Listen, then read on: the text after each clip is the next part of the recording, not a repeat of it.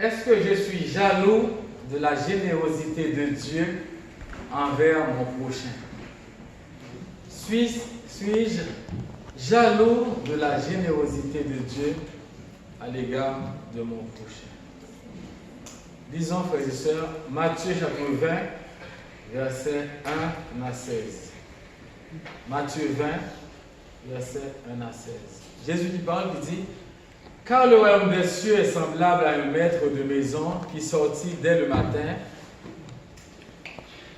afin d'embaucher des ouvriers pour sa vigne. Il convint avec eux d'un denier par jour et il les envoya à sa vigne. En arrière, et faire défiler s'il te plaît. En arrière. Donc, il leur dit, il sortit vers la 3e heure, il en vit d'autres qui étaient sur la place sans rien faire. Il leur dit: allez aussi à ma vigne, et je vous donnerai ce qui vous sera raisonnable. Et ils y allèrent. Il sortit de nouveau vers la 6e heure, et vers la 9e heure, il fit de même. Étant sorti vers la 11e heure, il en trouva d'autres qui étaient sur la place, et il leur dit: pourquoi vous tenez-vous ici toute la journée sans rien faire? Ils lui répondirent: c'est que personne ne nous a embauchés. Allez aussi à ma vigne, leur dit-il. Quand le soir fut venu, le maître de la vigne dit à son intendant: appelle les ouvriers et paie-leur le salaire en allant des derniers aux premiers. Ceux de la 11e heure vinrent et reçurent chacun un denier. Les premiers vinrent ensuite, croyant recevoir davantage, mais ils reçurent aussi chacun un denier. En le recevant, ils murmurèrent contre le maître de la maison et dirent: ces derniers n'ont travaillé qu'une heure, et tu les traites à l'égal de nous qui avons supporté la fatigue du jour et la chaleur? Il répondit à l'un d'eux: mon ami, je ne te fais pas tort. N'es-tu pas convenu avec moi d'un denier? Prends ce qui te revient et va-t'en. Je veux donner à ce dernier autant qu'à toi. Ne m'est-il pas permis de faire de mon bien ce que je veux? Ou vois-tu de mauvais œil que je sois bon?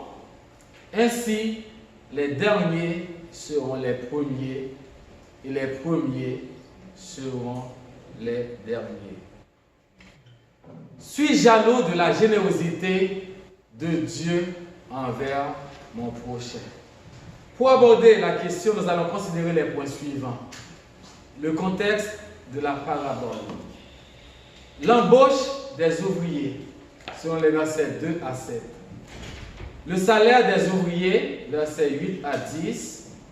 L'insatisfaction des ouvriers de la première heure, versets 11 et 12. Et enfin, nous allons considérer le sens de la parabole. Passons à notre premier point, le contexte de la parabole. Pour bien comprendre la parabole des ouvriers, nous devons la situer dans son contexte. Cette parabole se trouve seulement dans l'évangile selon Matthieu.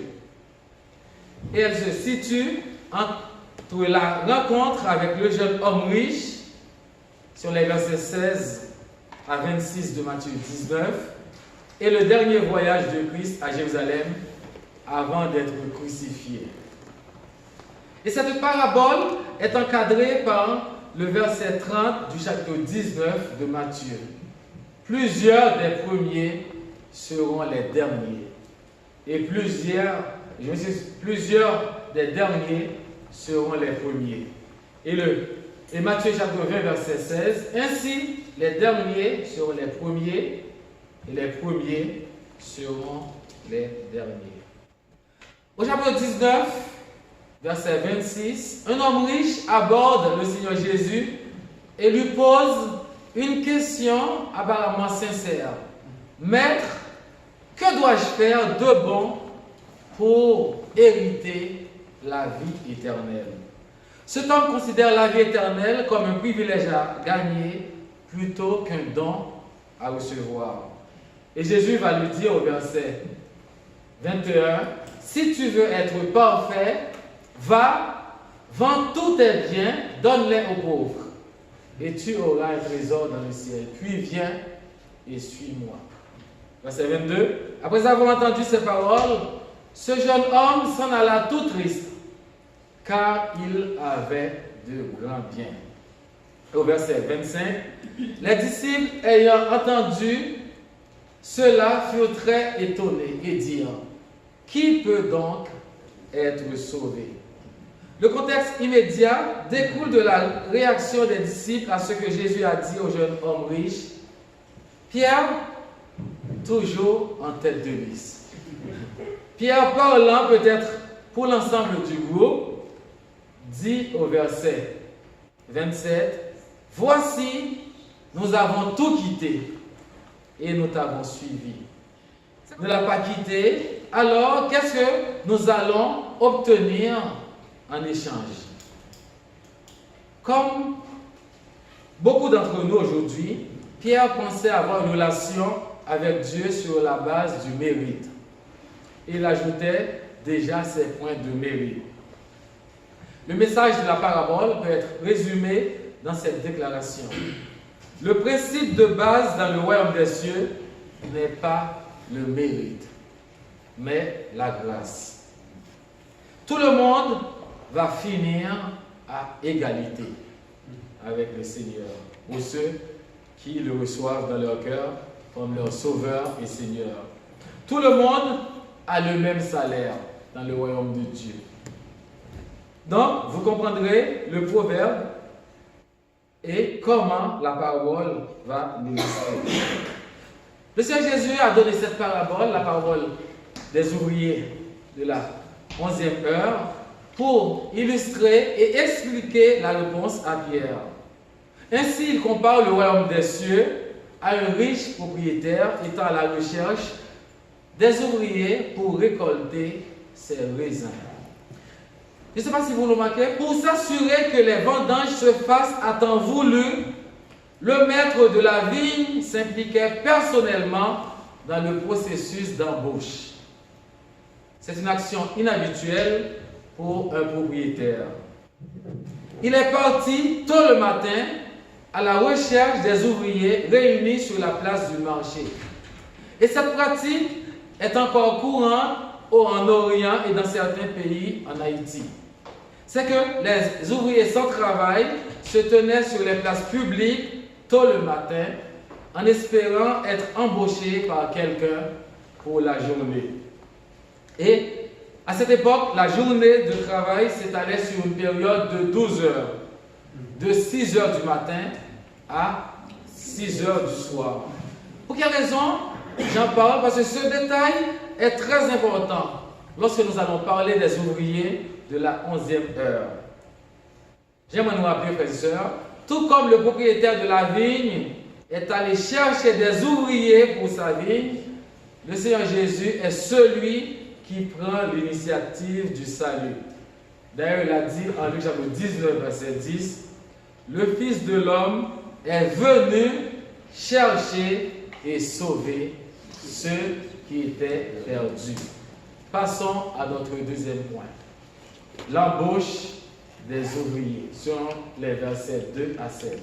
Le verset 2 nous dit, « Le maître se mit d'accord avec eux sur un salaire d'une pièce d'argent pour la journée. » Et cette phrase est très importante pour comprendre la suite de la parabole.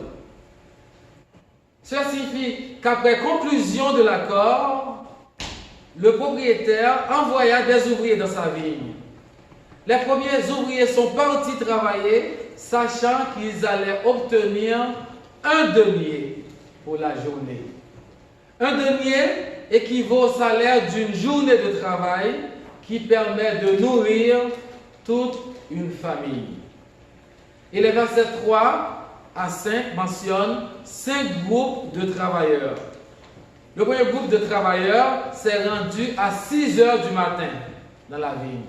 Et d'autres sont entrés dans la journée à différentes heures. 9 heures du matin, 3 heures de l'après-midi, et les derniers ouvriers, soit 5 heures, donc 1 heure avant la fin de la journée, selon le verset 12. Et j'aimerais nous rappeler, frères et sœurs, ou souligner qu'à cette époque, il n'existait pas de salaire minimum. Il n'y avait pas non plus de garantie d'emploi. Il n'y avait pas d'agence pour l'emploi. Les chances de trouver un bon emploi étaient plutôt minimes, à moins qu'il y ait des contacts. Il sait que ce maître, si un homme ne travaille pas toute la journée, sa famille non plus ne va pas manger. Je ne sais pas si vous le remarquez, combien de fois le maître, le propriétaire de la vigne, est allé chercher des ouvriers pour sa vigne? À 5 occasions, il est à la recherche des ouvriers pour sa vigne. Il ne cesse de venir chercher des personnes. De la même façon, le Seigneur nous dit, Dieu ne veut que quiconque périsse, mais que tous parviennent à la repentance. Personne ne pourra se tenir devant Dieu le jour du jugement et prétendre que Dieu ne lui a pas donné le privilège de faire l'expérience de la grâce. Pour les premiers ouvriers, il fallait donc un contrat. Ces ouvriers et le maître se mirent d'accord pour un salaire d'1 denier. Le deuxième groupe de travailleurs est parti ayant seulement la promesse donnée par le maître. Je vous donnerai un salaire raisonnable. C'est-à-dire, ils ne savaient pas le montant exact que le propriétaire a. Le dernier groupe, celui de la 11e heure, c'est-à-dire ceux qui sont embauchés 1 heure avant la fin du travail, aucune récompense ne fut mentionnée. Le maître leur dit seulement, au verset 7, « Allez vous aussi à ma vigne. » Notons que ces derniers ne travaillaient pas, non par paresse, ni par mauvaise volonté. C'est qu'ils ont répondu, « Personne ne nous a embauchés. » Passons maintenant à notre 3e point. Le salaire des ouvriers. Selon les versets 8 à 10. La pratique habituelle était de payer les ouvriers à la fin de la journée afin qu'ils puissent se procurer du pain. Et à 18 heures, le travail étant terminé, le contremaître convoque les travailleurs et commence à les payer. Mais nous remarquons, frères et sœurs, une chose étrange se produit. Le contremaître commence par payer les ouvriers embauchés à 17 heures. La journée de travail était de combien d'heures? 12 heures. Donc, les ouvriers embauchés à la dernière heure s'attendaient probablement à recevoir le 12e du denier, puisqu'ils n'avaient travaillé qu'1 heure sur 12. À leur grande surprise, ils ont été payés pour 12 heures de travail. Vous imaginez, frères et sœurs, l'étonnement de chaque homme quand il reçoit un cadeau du propriétaire, parce qu'aucun de ces ouvriers ne s'attendait à recevoir beaucoup. Et maintenant, le propriétaire leur donne plus que ce qu'ils n'auraient jamais pensé obtenir. Parce qu'ils ont commencé à travailler